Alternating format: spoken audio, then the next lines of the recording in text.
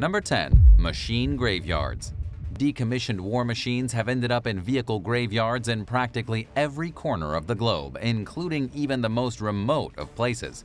When a war ends, a lot of the equipment is no longer needed, so it's often taken out of service, parked in a lot or a field somewhere, and simply left to rot. Photographer and history enthusiast Dmitry Osadchi spent 5 amazing years traveling to these sites in more than 50 countries as part of his quest to capture images of the historic military vehicles before they rust away and disappear or are finally cleaned up. He's photographed old machines in nearly every imaginable type of environment, including the desert in the United Arab Emirates, where he took snapshots of decaying planes, as well as the Russian Arctic, where he snapped pictures of old ships that remained trapped in ice. Osadchi has captured photos of the 301-foot-long Lun-class aircanoplane. Nicknamed the Caspian Sea Monster, the Soviet aircraft was built in 1975. Unlike conventional planes, it was designed to fly just over the water at extremely low altitudes. The aircanoplane has been sitting on the beach in Derbent, Russia since 2020. The 38-year-old photographer also snapped haunting images of an entire tank graveyard that's being reclaimed by nature, as well as some old Soviet locomotives in Leningrad Oblast and an abandoned torpedo launcher in Kronstadt. Osadchi's photos feature machines that look like they're ready and waiting to go into battle on a moment's notice, despite obvious signs of wear and tear from decades of neglect. Even though they'll probably never be used again, many of the boats, planes, tanks, and other vehicles are kept in closely guarded places that are closed to the public. Number 9. It gets destroyed. The controversial decision to withdraw American troops from Afghanistan last year left the military with the question of what to do with all the equipment it would no longer need. It was speculated that tens of millions of dollars worth of vehicles were left behind. Initially, some claimed that the equipment would be of no use to the Taliban due to a lack of experienced operators. But this belief was quickly proven wrong as the Taliban seized as many as 2,000 armored vehicles and 100 aircraft, including US-made UH-60 Black Hawk helicopters and Russian Mi-17s. News headlines reported that the militant group had taken control of an estimated $21 billion worth of abandoned machines. In a press briefing, General Kenneth Frank McKenzie of the U.S. Central Command reported that nearly 170 pieces of equipment left in Kabul had been demilitarized or rendered useless. He explained that as American forces were on their way out of the country, they destroyed up to 70 mine-resistant ambush-protected or MRAP vehicles, 23 Humvees, and 73 aircraft. Months earlier, after giving word of the impending withdrawal from Afghanistan, at least 1,300 pieces of equipment had been destroyed. But it's clear, based on the Taliban's ability to commandeer some vehicles, that not everything the Americans left behind was inoperable. It also implied that the Taliban had absorbed some former members of the Afghan army who had been formally taught how to operate the machines. Writing for Forbes, defense expert Vikram Mittal explained that the U.S. did not gift Afghanistan with top-of-the-line equipment, and that the Taliban probably lacks the resources to maintain anything it's made use of so far. In other words, it's likely only a matter of time before the vehicles are once again left to decay. Number 8. It gets scrapped. If things had gone according to plan, the U.S. would have completely withdrawn from Afghanistan by the end of 2014. As you probably know, this didn't happen. But the military prepared for it throughout 2013 by scrapping more than 170 million pounds of equipment as part of a bigger plan to get rid of $7 billion worth of equipment. The decision to destroy the vehicles came after it was decided that the military had no practical use for them and it would be unjustifiably expensive to ship them back to the U.S. Instead, it was to be shredded, crushed, or sold as scrap. The equipment that was slated for destruction accounted for roughly 20% of what the Army brought into Afghanistan. Many of the items that got scrapped were mine-resistant, ambush-protected vehicles, or MRAPs. Out of the 11,000 that were in Afghanistan at the time, around 2,000 were classified as excess. And at a price tag of around $1 million each, that adds up to a pretty penny in losses. And like previous instances of military surplus being discarded, some people wondered if the materials could have been put to better use or perhaps even donated to the Afghan military. U.S. officials claimed that the rules surrounding giving equipment away are complicated and that Afghanistan's landlocked geography made it difficult to remove MRAPs from the country. But some vehicles were given away to other countries, including around 9,000 MRAPs, but a troubling number of them still got thrown away. Number 7. $1 Million Point. During World War II, the U.S. military launched attacks against the Japanese from the island of Espiritu Santo, which belongs to the Republic of Vanuatu. American forces dumped dozens of vehicles, including bulldozers, tractors, forklifts, jeeps, and trucks, into the waters off the island, along with a sizable amount of trash. After a failed attempt to negotiate a deal with locals to buy the equipment, it was deemed cheaper to throw it away than to transport it back to the U.S. The underwater mess has become a popular dive site, but some people have misgivings about the decision to toss perfectly good vehicles into the ocean when they could have been donated to the local people and put to good civilian use. There could be more to the story. The U.S. may have dumped the equipment because the huge influx of lower-cost vehicles into the market would have adversely affected the American economy, according to Cabinet magazine writer Thurston Clark. He described how locals watched as Navy Seabees drove the vehicles off the end of a purpose-built ramp. Military records from the time failed to convey the magnitude of the dumping, claiming that the site consists of a modest amount of ammunition and nothing else. This implies that the Americans perhaps knew that their decision to ditch the equipment was controversial, to say the least. Hey, real quick, if you're new to the channel, welcome. Thanks for checking us out. If you're liking this video, be sure to hit the subscribe buttons. Alright, let's get back to it. Number 6. Cold War Submarine Graveyard. Russia's Kola Peninsula is home to a Soviet-era submarine graveyard that was largely forgotten until recent years. The vehicles sit in a restricted zone near the Finnish border at a site that's connected to an active naval base. They were dumped and forgotten about during the 1970s, when Soviet shipyards were struggling to keep up with orders for new warships. Simply put, disposing of the submarines properly wasn't a priority. Rumor has it that some of the decommissioned subs were used for target practice and sunk, while others were simply left to decay. But there's a reason why it's a bad idea to dump a submarine or boat into water and leave its fate to nature. Over the years, oil and rust polluted the water, and the authorities finally realized that they needed to clean it up before it got even worse. At least one submarine was burned. Others were dismantled, removed from the water, and recycled. Some were in good enough shape to be used as training vessels, and one ended up on display at a museum. Based on satellite images captured in 2007, it looked as though there were still 7 subs sitting in the water and were visibly beyond salvaging. Number 5. Abandoned equipment in Vietnam. In 1975, the last remaining U.S. forces in Vietnam hastily left the country, leaving behind an estimated $1 billion worth of weapons and other equipment amid the chaos. Adjusted for inflation, that's more than $5.2 billion today. Hundreds of trucks, planes, tanks, armored personnel carriers, and artillery pieces were left behind, along with large amounts of guns and ammunition. Inside sources told the New York Times that no efforts were made to save any of the equipment. By the time word of the abandonment reached news headlines, it was too late to accurately calculate the true extent of the losses. One local described seeing troops basically dropping their weapons and fleeing the city of Pleiku, leaving behind dozens of planes and helicopters, several artillery pieces, signal equipment, and thousands of tons of bombs and ammunition. All this equipment reportedly fell into the hands of the North Vietnamese, along with several dozen tanks that were abandoned in the Phu Bon province capital of Hao Bon. The government's decision to abruptly retreat as the North Vietnamese advanced left a panicked mess throughout the southern part of the country. Within weeks, Saigon fell to the encroaching communist forces. Number 4. Repurposed surplus. As you'll learn throughout today's video, lots of perfectly good military equipment was abandoned or tossed into the ocean when it was no longer needed. But it hasn't all gone to waste. Some of it gets repurposed through the Defense Logistics Agency's disposition services, which finds new life for billions of dollars worth of outdated but functional equipment every year.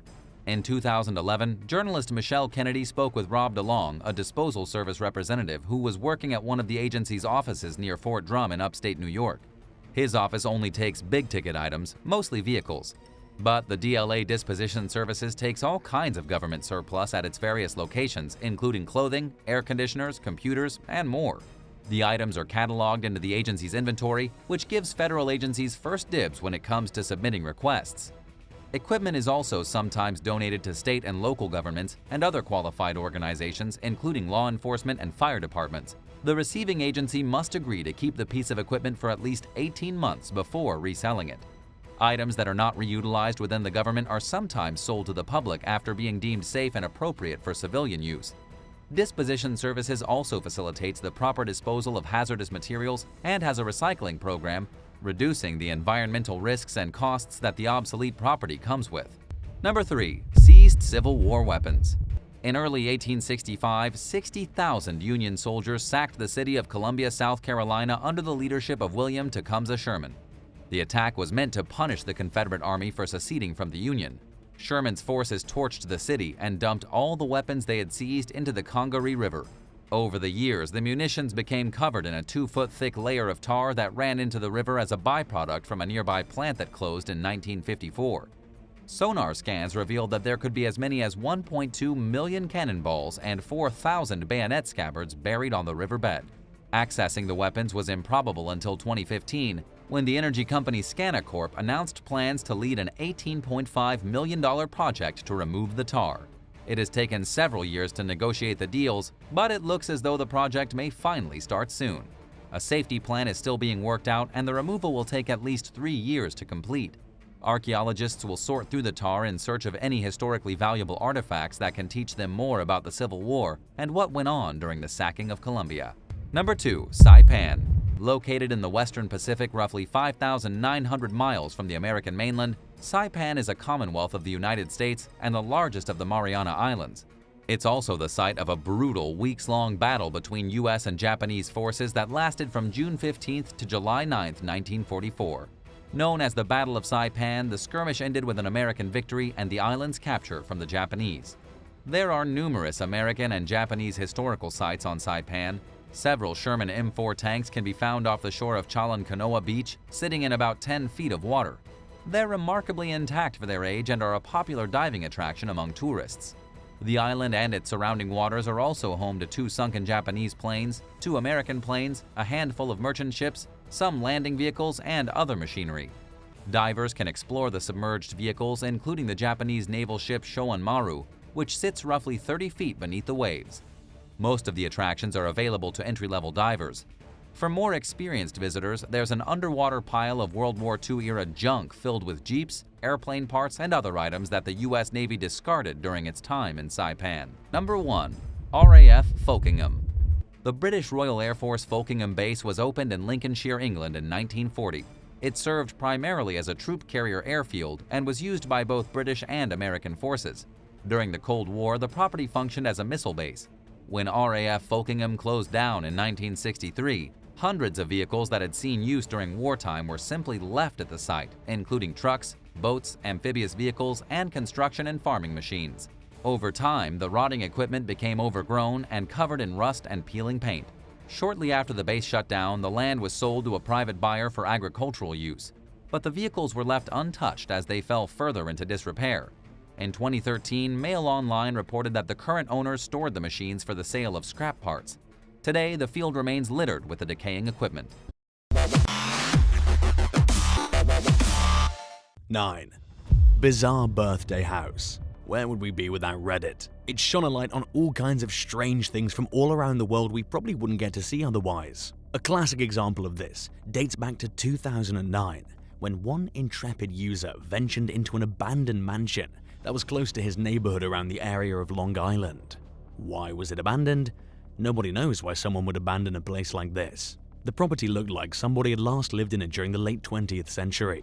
Evidence suggested the residents had vacated the property in the mid-1990s. So, what do you discover when you go into a dilapidated house after over a decade of neglect? A birthday celebration is what? When we say birthday celebration, we're not talking about the usual balloons, candles, and a cake. Instead, the freaked-out Reddit user found a bedroom strewn with birthday cards on the second floor. They were all addressed to an individual named Eric. Even stranger is the handwriting on the cards. Could the same person have written all of these cards to the mysterious Eric? We're getting definite The Shining vibes here, people. By this time, the amateur explorer must have been feeling pretty unnerved. They'd already seen what looked like signs of recent human habitation, and not from the original owners. He began hearing strange noises and investigated. His worries were once confirmed when he went up the stairs to the next floor. A filthy human being came out from behind a door and started towards him, dragging himself along and making zombie-type noises. Was this Eric? How did this person wind up in such a desperate situation? The Reddit explorer didn't stay to find out, and we don't blame them. He bolted from the room and headed downstairs and out the door. We hope Eric's okay, and that wherever he is, he's having a happy birthday. 8. Ashar Hall. To say this next mansion is strange is an understatement. What? Another mansion? But this is truly a different type of mansion. Robert Brinkley Snowden originally constructed as a mock castle, Ashar Hall in Memphis during the late 19th century. With a reported cost of around $768,000, the interior of the house was about 11,000 square feet, 1,022 square meters, and surrounded by a property of no less than 3,000 acres. It was certainly a spectacular sight both inside and out. Ashar Hall may have gotten its name from ashlar stone, but its ownership wasn't as solid as a rock. After Brinkley Snowden's passing, the family eventually sold it to new owners, and it wound up as a restaurant. Pretty impressive place to eat your dinner, we're sure you'll agree.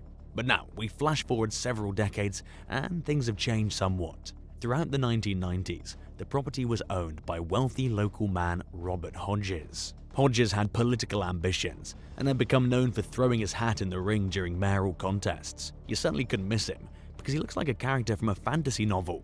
The self-styled steampunk politician calls himself Prince Mongo and claims to be from a planet called Zambodia. He also states that he's over 300 years old, though in fairness that applies to a lot of politicians. What did he do with Ashar Hall? Well, he transformed it into a nightclub called The Castle, or Prince Mongo's Castle. By the close of the 20th century, the party was over, and it sounded like quite a party, with wet t-shirt contests and everything that might make the original owner spin in their grave. A story from 2020 revealed that those going inside the property could make some strange discoveries, though you'd no doubt have to be careful when doing so. One of these random finds was Prince Mongo's old reel-to-reel tape recorder, which you'd probably have a tough time finding out how to operate the machine now. At present, the mock castle is still abandoned, though a few people have made some attempts to renovate it. 7. Submerged Tank. What would you do if you were a kid and you saw some major vehicle tracks leading towards a lake? You'd probably be pretty intrigued, right? Then imagine if you looked across the water and suddenly bubbles began forming on the surface. Is it a sea monster, or is it connected to those tracks there? Being a kid, you may be fascinated, but chances are you'd forget about it once the next cool thing comes along a little later. That's exactly what happened to a boy who lived in Estonia toward the end of World War II in 1944. The lake was in the area of Jovi, a town to the northeast in what's known as Idaviru County. While the kid didn't mention it at the time, the details stayed with him as he spilled the beans a little later on down the line. And when we say down the line, we mean down the line. He told his story over half a century later in the year 2000. Because he reportedly told a local history society about the site, interest was naturally high. They went down to the lake and investigated for themselves. Diving into the water, they discovered something strange and very cool. Well, freezing cold if you were in the lake, I guess. The tracks belonged to a Soviet T-34-76 tank that had been abandoned during the conflict. Who abandoned it? Not the Soviets, that's for sure. The Nazis had appropriated this enemy war machine and given it their own markings. Then, when it looked like they were getting beat, they drove it into the drink and ran off. As you can imagine, the tank took some recovery efforts. It weighed around 27 tons, 27,000 kilograms, and was located 23 feet, 7 meters down. Once you reached it, there was a 10-foot, 3-meter layer of crud to dig through. It just goes to show how even the most destructive world events leave behind traces of history. Still, this wasn't so much a trace as an armored chunk. 6. Kazaperimental. We typically associate tree houses with kids, but this example is also for grown-ups. Constructed in a surprising brutalist style, Kazaperimental, which translates as experimental house, was the brainchild of Giuseppe Perugini, who built it with help from his family back in the 1960s. He potentially designed it as a family home, somewhere for the clan to kick back and live high within a pine forest in the Italian town of Fregene, Rome. This eye-catching blend of shapes must have been quite the place to flop. And best of all, Kazaperimental is truly tucked away, making its discovery by the outside world even more special. Sadly, the death of Mr. Perugini in the mid-1990s led to the treehouse falling into disrepair. Nobody's found a use for it at this point, and the clock is ticking when it comes to a renovation. At this point, we're probably talking about a rescue attempt. Tell me about a treehouse or a fort you had as a kid in the comments. Be sure to subscribe and hit that like button. 5. Barav B6.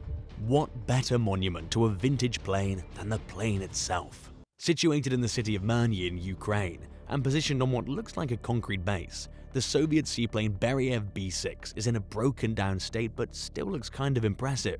We should call this twin engine relic by its nickname, which is reportedly Madge. Hey, how's it going, Madge?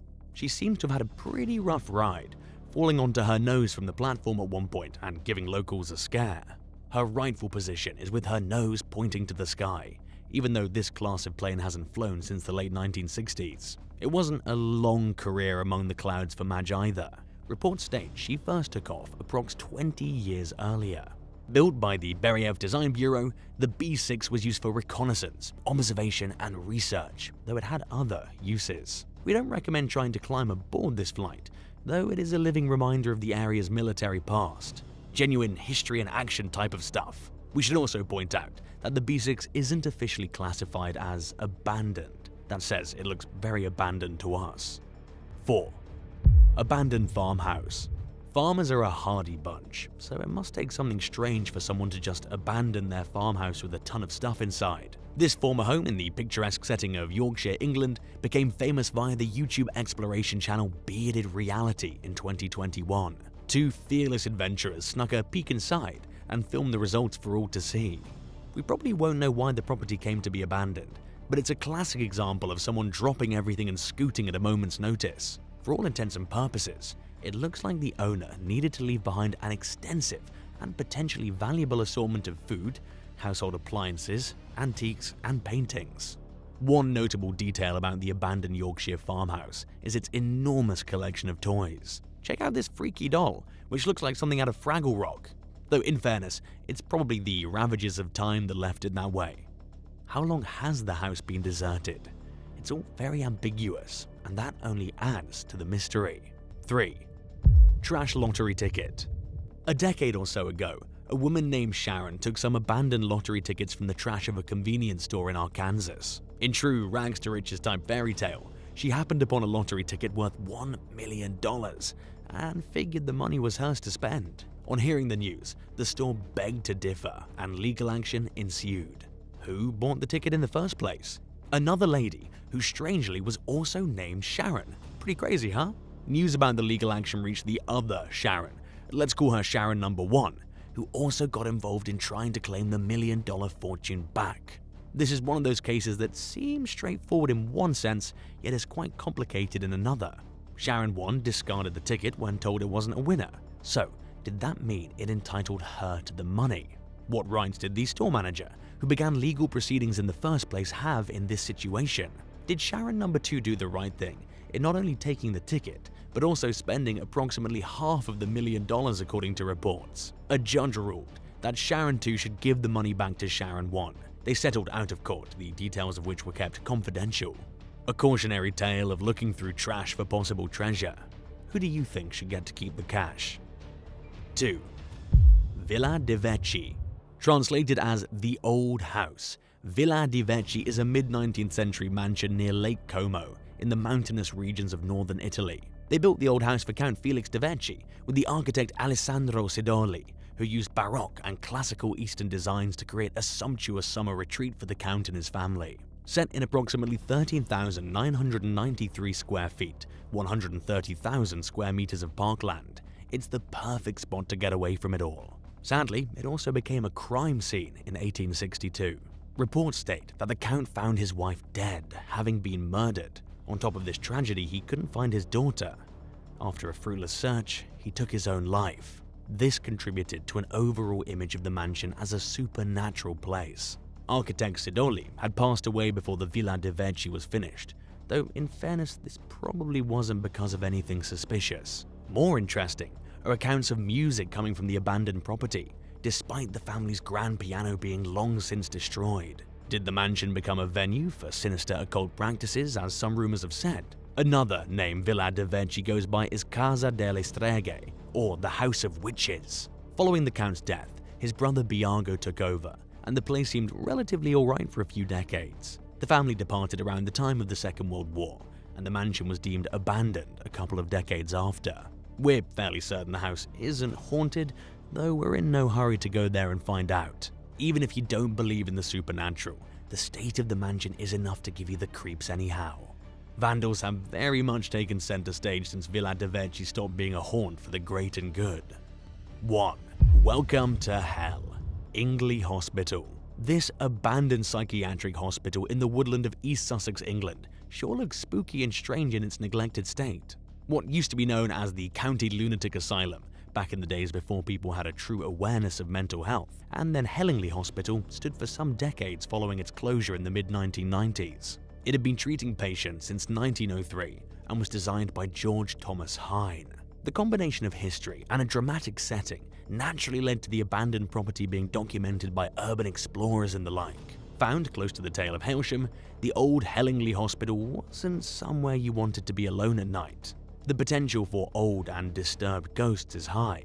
As it turns out, the location isn't as terrifying as it seems. It's well known that the hospital probably looked after its patients well. The administration encouraged dancing as therapy, and the place even had a hair salon, so this wasn't some rusty and dangerous asylum of old. Though traces of outdated attitudes to mental health remain, the name of the organization that opened the hospital was the Commissioners in Lunacy. They renamed the County Lunatic Asylum Henly Hospital in 1948. Britain was changing, with the founding of the NHS being just one step forward. Today, the Henly Medical Centre serves the community's needs, and the area has been redeveloped, though old remnants can still be seen. Number 10. SS Justia. For over 100 years, a massive British troop ship from the First World War has been sitting 235 feet deep off the coast of Ireland. The ship is called the SS Justia, and it's a 776-foot-long ocean liner. The vessel was originally destroyed by a German U-boat in 1918. It was used by the military as a troop ship, and in July of 1918 was on its way to New York from Belfast without a single passenger on board. It was due to pick some people up, but was snared in a violent German trap before it even made it out of sight of the UK. 23 miles from Skerryvore in Scotland, a group of German submarines fired upon the ship and its escort, a pair of destroyers. Amazingly, the Justia remained floating for a full day. It didn't sink until the U-boat returned the day after and fired even more torpedoes at the ship. It killed 16 crew members before plunging to the sea floor. It seems that during the first attack, the German sub didn't have enough torpedoes to finish the job and had to go to reload. These days, the ship hasn't moved an inch from where it sunk on that dreadful day. It's rusted, covered in barnacles, and is too far away and too deep for recreational divers to visit. The only people who have gone down to look at the ship are world-class technical divers. It takes about 30 minutes to dive down, but another 5 hours to get back up to avoid the bends. Number 9. Rusted Sherman tanks. The Thomas Donaldson was part of a convoy entering the Barents Sea on March 20, 1945. It was an American merchant ship carrying a huge load of Sherman tanks, as well as other very important supplies for the war effort. It carried over 7,600 tons of general cargo, along with 6,000 tons of ammunition. It was a wildly important vessel, and it was very important it reached its destination to get the weapons to the Allied forces. Sadly, as it moved near the shore of Kildin Island off the coast of Russia, it was attacked by a group of U-boats. A torpedo struck the engine room. One officer was killed, 2 crewmen were instantly blown apart, and the engines were destroyed. The captain had no choice but to order everyone into the lifeboats, for the ammunition was at risk of exploding. In the end, the ship sank right there off the coast of the island. Recently, divers discovered the ancient war vessel sitting over 150 feet deep. An exceptionally well-preserved tank was rescued from the ship and brought to the surface. It is well-preserved, but still in pretty rough shape. As of now, it's unknown if it's going to be refurbished or put into a collection, or simply sent to a scrapyard. Number 8. Mi-6 chopper in a swamp. There's an Mi-6 war helicopter sitting abandoned in a Russian swamp. It's been there for about 40 years, ever since it crash-landed on August 8, 1981. The helicopter had stopped to refuel at the Kalampur base. It filled up with gas, then took off to go wherever it was going. After about 5 minutes, both engines ceased functioning and the helicopter plunged into the water of the swamp. Nobody was injured, but the helicopter was too seriously damaged to be salvaged. An investigation afterward revealed that the refueling workers at the base had made a mistake. They somehow filled the tank with gas and water, causing the engines to fail. The helicopter is still sitting in the swamp to this day, too heavy for anyone to pick up and not valuable enough for any company to salvage. Number 7. The USS San Diego. Scientists have recently learned what sank the legendary World War I vessel, the USS San Diego. It took 6 visits and the most sophisticated technology, but historians now know exactly what happened. In 1918, it was a German mine that sank the cruiser off the coast of New York, plunging it to the bottom of the ocean. As you probably know already, the U.S. entered the war on April 6, 1917. Over the next year, they transported over 2 million Americans to fight. By the summer of 1918, 10,000 soldiers were landing in Europe every day. Sometimes the transport ships were lost to the enemy, but not too frequently, and the ones that were destroyed were usually destroyed in European waters. That made the sinking of the USS San Diego quite a bit of a mystery, since it was only 8 miles from Long Island. You see, there were no ships spotted in the area. An early inquiry blamed a rogue sea mine, but people wondered if it hadn't been a crew accident, sabotage, or something even more mysterious. It wasn't until a team of investigators were finally able to locate the ship on the bottom of the ocean that they solved the mystery a century later. Researchers now believe that it was the German submarine U-156 that laid the mine that sank the ship. During U-156's 13 months active in the war, it was responsible for sinking at least 44 Allied ships.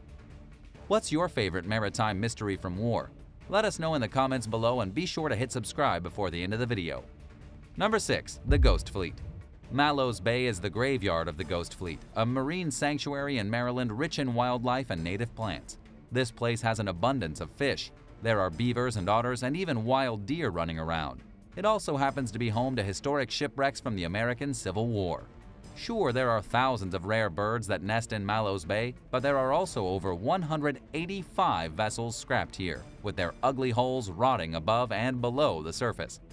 The wooden bodies of ships once used for battle are now home to nesting blue herons, with trees literally growing out of the boats like floating forests. In fact, the only way you can tell these are ships is by their shape. There are just about 200 boat-shaped birds' nests dotting Mallows Bay, artificial islands where ospreys and bald eagles spend their days relaxing. But how did the boats get here in the first place? Most of the ships were wooden cargo vessels powered by steam, originally built to aid the Americans in World War I. In a very short time, the U.S. built thousands of wooden ships and sent them across the ocean to Europe, usually carrying supplies to help fight against Germany. But these ships were almost always destroyed once they got to Europe. German submarines sank about half the vessels sent by America. Then in 1918, the war was over and there were a lot of ships left unusable. So the majority of the fleet was brought to Mallows Bay, where they were stripped of any important metal or reusable parts and left to rot. Number 5. World War II Japanese Submarine. There's a strange new VR experience bringing to life the wreckage of a Japanese submarine that was blown up twice. It's called the I-124 submarine, and it's sitting on the bottom of the ocean 50 nautical miles from the Australian city of Darwin. It's considered a protected war grave because 80 crewmen were on board when it was blown to pieces by Allied forces in 1942. Being a protected war grave means that nobody's allowed on the ship. The corpses of the crew, if they haven't been picked apart by sea life, are technically buried inside the twisted metal of the vessel. This is why the VR experience is so interesting. According to maritime archaeologist John McFarthy of Flinders University, the experience really gives people the chance to see an amazing piece of World War II wreckage up close. And they don't even have to get wet. The experience was created by using historical plans for the ship, photographs, and high-tech scans. As for being blown up twice, that's a bizarre story. Salvagers discovered the wreckage in 1972 after searching for it for 6 weeks. Even though the Japanese government already considered the wreckage a protected grave, the salvagers wanted to pick the wreck apart and sell the metal. They believed they could get around $10 million for the scrap. However, the Japanese government wasn't having any of it. The salvagers were so angry that they bombed the ship in an attempt to force negotiations. But it didn't work, and the salvagers were forced out of the sea. Number 4. Sunken machine guns. 3 machine guns were discovered in the water off Australia's Sunshine Coast. According to the Queensland Air Museum, the guns likely came from a World War II airplane, probably an American Vought Corsair fighter. No one knows exactly where the airplane is, but chances are it can't be too far from its guns. The weapons were originally found after getting tangled in some fishing nets off Point Cartwright along with a section of the wing. The guns are .5 Browning machine guns, 100% American. What were they doing off the Sunshine Coast? Museum President Cliff Robinson says that after the war was over in the Pacific, the Americans didn't have much more use for their old and outdated aircraft. so they simply dumped them in the ocean. Dozens and dozens of these flying machines were tossed in the ocean off the coast of Australia, and every now and then one of them is discovered in a fishing net. It's just that this time only the guns seem to have survived. The rest of the plane is probably broken in fragments on the ocean floor. Number 3. C130 Hercules. In the country of Jordan off the coast of Aqaba, there is a whole host of sunken vehicles that have been turned into an artificial scuba diving paradise. One of the most recent vehicles to join the ranks was a C-130 Hercules, a massive transport aircraft. But it's hardly the only piece of military hardware that's been submerged around 100 feet deep in the ocean. There are troop carriers, tanks, helicopters, all of them put here to be an underwater museum experience for tourists. While there are obviously other places in the world with more authentic wrecks, like the Chuck Lagoon in the Pacific Ocean, they aren't quite as accessible as here. The cool thing about diving in Aqaba is that you can do it right from the shores of the Red Sea.